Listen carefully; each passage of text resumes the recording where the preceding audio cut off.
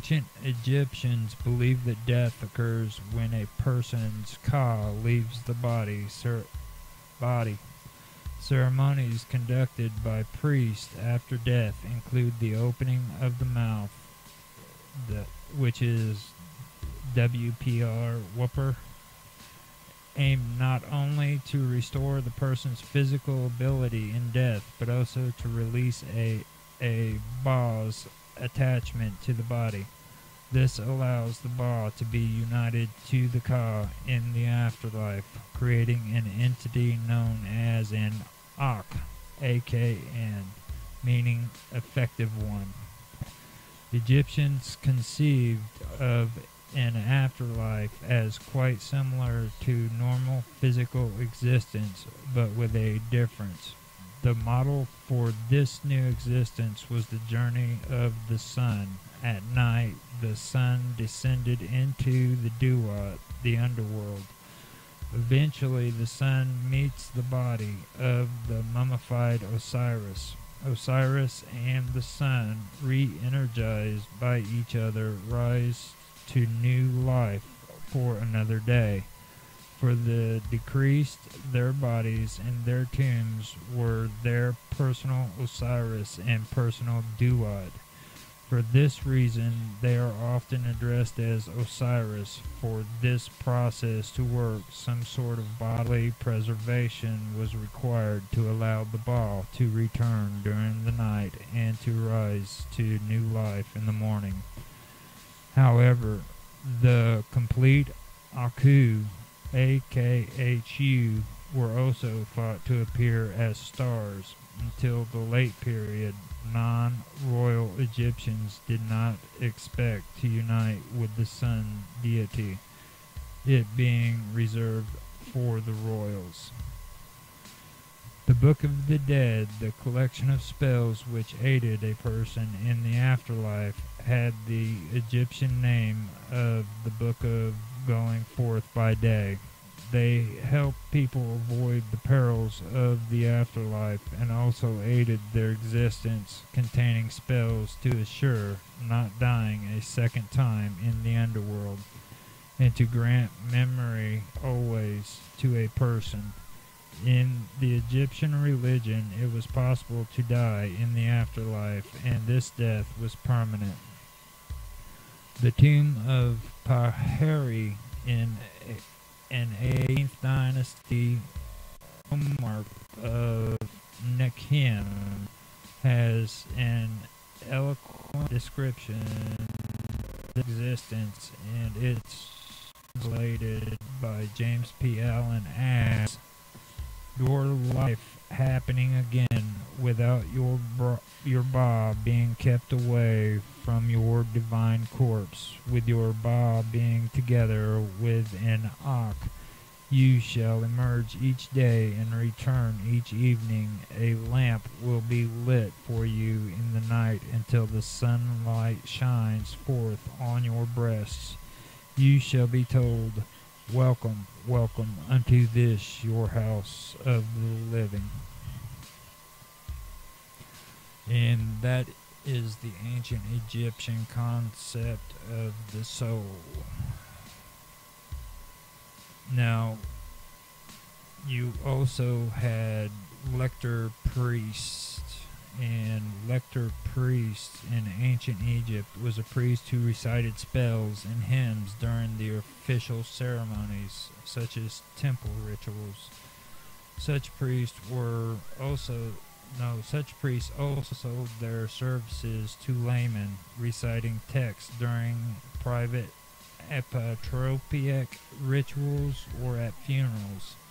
As such, they were some of the most prominent practitioners of magic in ancient Egypt. In ancient Egyptian literature, lector priests were often portrayed as the keepers of secret knowledge and the performers of amazing magical feat. The highest ranking lector priest in a temple, the chief lector priest, managed the temple's archives of ritual texts. The term lector priest is usually used to translate the Egyptian title T, which is spelled HRY/HB.T,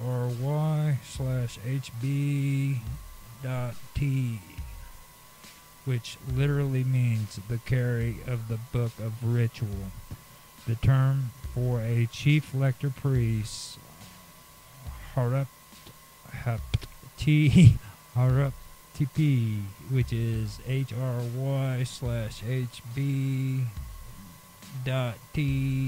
HRY/TP. If you guys can understand what that is, how that pronounced, then good for you.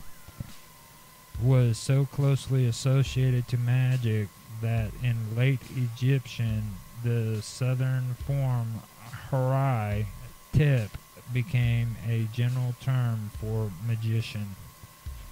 Lector priests wore a sash across the chest that indicated their position.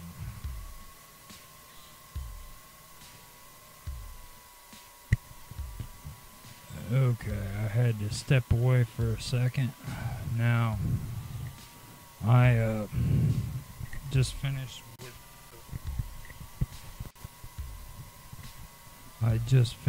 with the lector priest, and now I am going to talk about the field of reeds, which is the Aru, spelled capital A, lowercase a, R-U, which was the Egyptians' equivalents to heaven.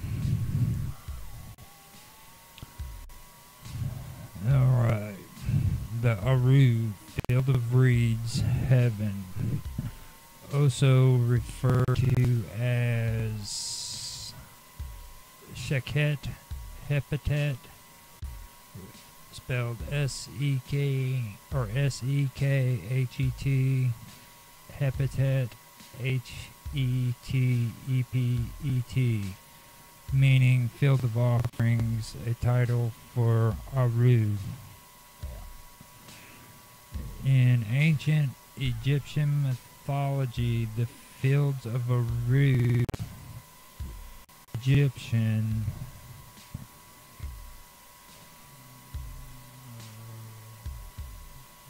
also meaning reeds, is I-R-I, capital A-R-W, is the word, and it means reeds. Alternatives are Yaru, which is Y-A-A-R-U,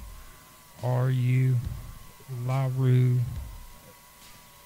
L-A-R-U, and then Alu, capital A-U-L-U, or the Egyptian reed fields, are the heavenly paradise, where Osiris ruled after he became part of the Egyptian pantheon and displaced Anubis in the Ogdoad tradition.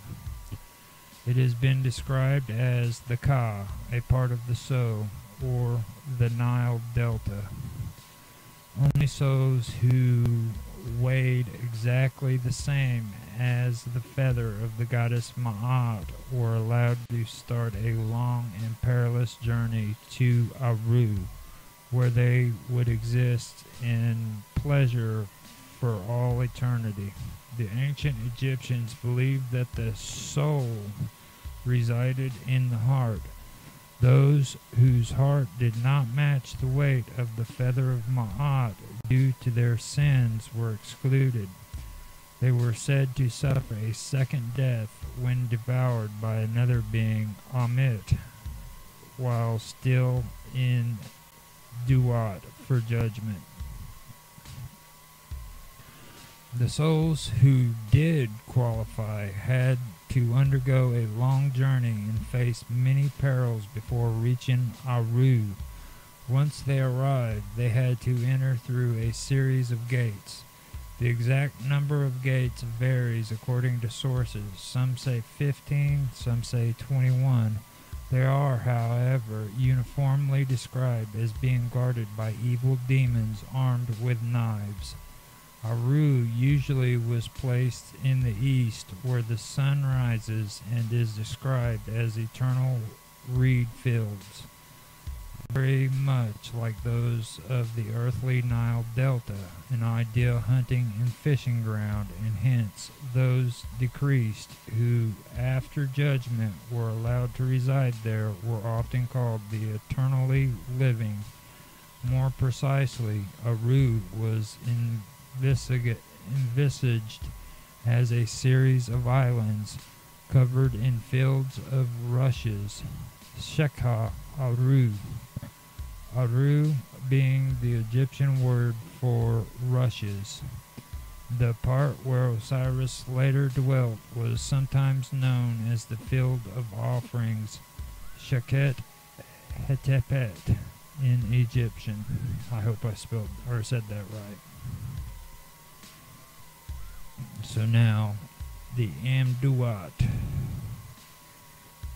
The Amduat, literally that which is in the afterworld, is also translated as text of the hidden chamber which is in the underworld, and the book of what is in the underworld is an important ancient Egyptian funerary text of the New Kingdom. Like many funerary texts, it was found written on the inside of the pharaoh's tomb for reference. Unlike other funerary texts, however, it was reserved only for pharaohs until the 21st dynasty, almost exclusively, or very favorable nobility. It tells the story of Ra, the Egyptian sun god who travels through the underworld from the time when the sun sets in the west and rises again in the east. It is said that the dead pharaoh is taking this same journey, ultimately to become one with Ra and live forever. The underworld is divided into 12 hours of the night, each representing different allies and enemies for the pharaoh sun god to encounter. The Amdua names of all these gods and monsters.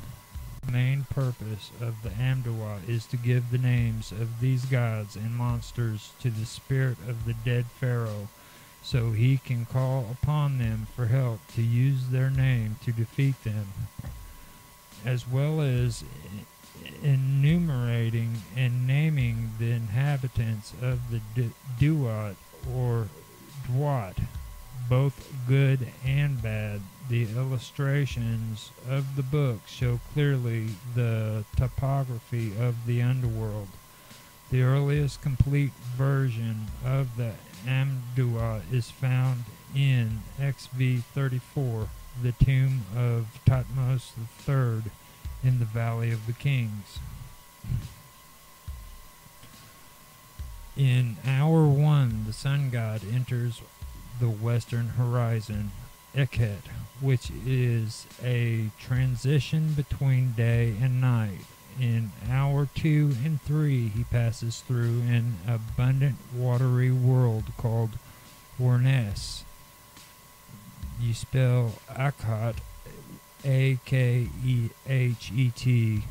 all lowercase, and Warnes, you spell Wernes. I guess capital W at the beginning. In the waters of Osiris. In Hours 4, he reaches the difficult sandy realm of Sokar, Sokar, capital S at the beginning. The underworld hawk deity, where he encounters dark zigzag pathways which he has to negotiate, being dragged on a snake boat.